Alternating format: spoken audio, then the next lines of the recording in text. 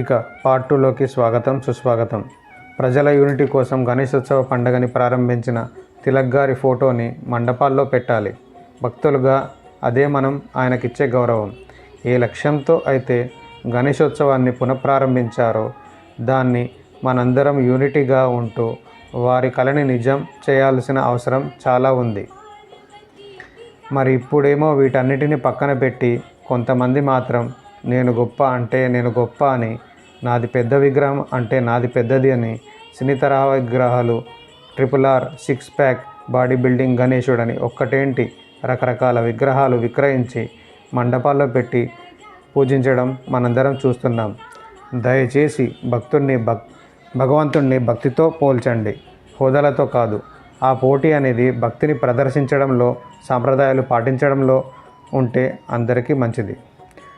దయచేసి మండపాల వద్ద సినిమా పాటలు, రికార్డింగ్ డ్యాన్సులు లాంటివి కాకుండా ఈ సంవత్సరం ఖైరతాబాద్ గణేశుడి దగ్గర నిర్వహిస్తున్నట్టుగా మనందరం సాంప్రదాయానికి సంబంధించిన భక్తి పాటలు, భజనలు, కీర్తనలు, ప్రవచనాలు, భగవద్గీత పఠన లాంటి వాటిని భక్తి శ్రద్ధలతో చిన్ననాటి నుండే పిల్లలకు అలవాటు చేసే విధంగా కార్యక్రమాలు తీసుకోవడం మంచిది.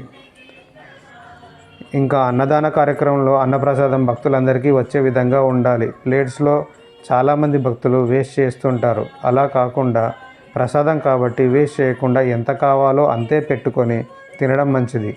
ఇక నిమజ్జన సమయంలో అందరూ ఏకంగా జాగ్రత్తగా వెళ్ళి ఎటువంటి ట్రాఫిక్కి ఇబ్బందులు కలగకుండా నిమజ్జనం చేసుకోవాల్సిందిగా కోరుకుంటున్నాం. అందరూ కాదు, కొంతమంది మాత్రమే తెలిసి తెలియక వీటిని పాటించడం లేదు కాబట్టి మేము మా ప్రయత్నంగా చెప్తున్నాం. దయచేసి అందరం మన సంస్కృతి సాంప్రదాయాలు భక్తితో పాటిస్తూ ప్రతి పండగ నిర్వహించుకుంటారని ఆశిస్తున్నాం. చివరిగా అందరూ గట్టిగా చెప్పండి, జై బోలో గణేష్ మహారాజ్కి జై, జై భారత్ మాత, జై హింద్. మరి మేము చెప్పింది మీకు కాస్త అయినా నచ్చితే ఒక like, share, comment and subscribe చేయండి చాలు.